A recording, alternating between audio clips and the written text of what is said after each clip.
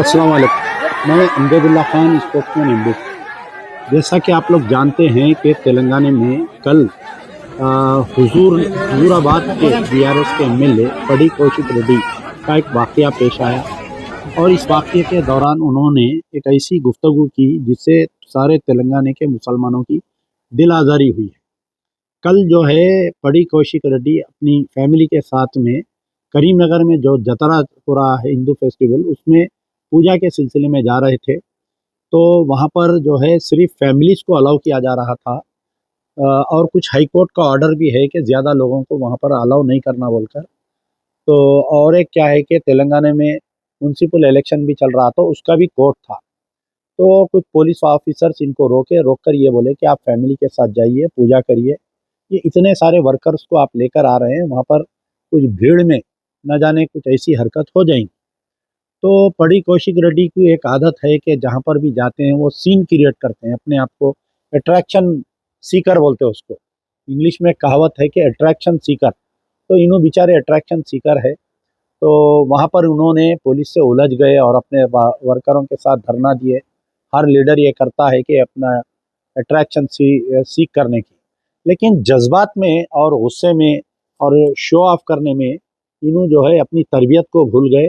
और एक मुस्लिम ऑफिसर जो करीमनगर के कमिश्नर ऑफ पुलिस है, जिनका नाम है गौहर आलम, आईपीएस ऑफिसर, तो इनके ताल्लुक से ये बोले कि आईना की तुरकुड़ारा उन्हें मुसलमान हैं, हिंदुओं को पूजा करने की इजाज़त नहीं दे रहा है।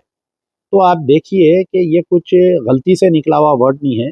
ये वर्ड जो है पड़ी कौशिक रेड्डी की ज़हनियत और इनकी चड्डी की तरबियत इनकी ज़बान पर आ गई थी।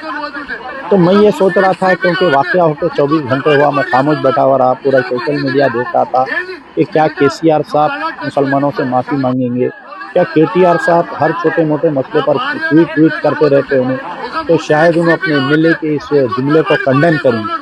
मगर ऐसा नहीं हुआ। 24 घंटे का अरसा गुजर गया, ना तो केसीआर साहब माफ़ी मांगे, ना तो हमारे केटीआर साहब इस पर बोले, ना हरीश राव साहब कुछ बोले। और रही बात जो हमारे गौहर आलम साहब है, commissioner of police IPS Karimnagar, मैं इनको शख्सी तौर पर जानता हूँ कि आपको याद होगा कि आज से कुछ दिन पहले, यानी एक 1.5 साल 2 साल पहले, आदिलाबाद पे इनकी पोस्टिंग थी as a superintendent of police. Gauhar Alam IPS वहाँ पर सुप्रिटेंडेंट ऑफ पुलिस थे आदिलाबाद में। आदिलाबाद के पुराने आदिलाबाद के बाजुक में एक जैनूर एक मुकाम है, जहाँ पर कम्युनल राइट्स होते, फिसाद हुआ था और वहाँ पर जो है मुसलमानों की अमला को बड़े पैमाने पे तबाह किया जा रहा था। तो ऐसे मौके पर, क्योंकि वहाँ पर जैनूर में पुलिस नहीं थी, तो इमीडिएटली बाजू के ऑफिसर इन्हों थे, इनको वहाँ पर बुलाया गया। ये इमीडिएट उस कम्युनल राइट्स को न सिर्फ कंट्रोल किए, बल्कि वहाँ पर एक मस्जिद में एक बड़ा मदरसा था, जो कई दूसरे स्टेट के बच्चे वहाँ पर मदरसे में पढ़ रहे थे, फंस गए थे। तो गौहर आलम साहब अपनी जान पे खेल कर उस मदरसे में शख्सी तौर पर गए, पुलिस की गाड़ी लेकर जाकर सारे बच्चों को खाली करवाए और लाकर जो है एक सेफ मुकाम पर रखे। फिर उनके साथ उनका 2-3 टाइम का खाने का इंतज़ाम करके फिर अपने अपने मुकामात पर जो भी तेलंगाना के बच्चे उनको घरों को भेजे। अगर कोई दूसरे डिस्ट्रिक्ट के बच्चे हैं तो उनको भी अपने घरों को भेजे। तो ये एक सेकुलर ऑफिसर है और एक दयानतदार ऑफिसर है, एक मेहनती ऑफिसर है। ऐसे ऑफिसर के ताल्लुक से पड़ी कौशिक रेड्डी की जहर अफसानी और केटीआर केसीआर की खामोशी तो हमको अभी भी याद है कि हमारे भी दिल जो है ज़ख्मी है कि 9 साला इक़्तिदार में जो 9 मसाजिद को तोड़ दिया गया और 5 मुस्लिम लड़कों को इनकाउंटर किया गया। तो ये पड़ी कौशिक रेड्डी का बयान और केसीआर केटीआर की खामोशी, ऐसा महसूस हो रहा है कि मुसलमानों के ज़ख्म पर नमक छिड़का गया है।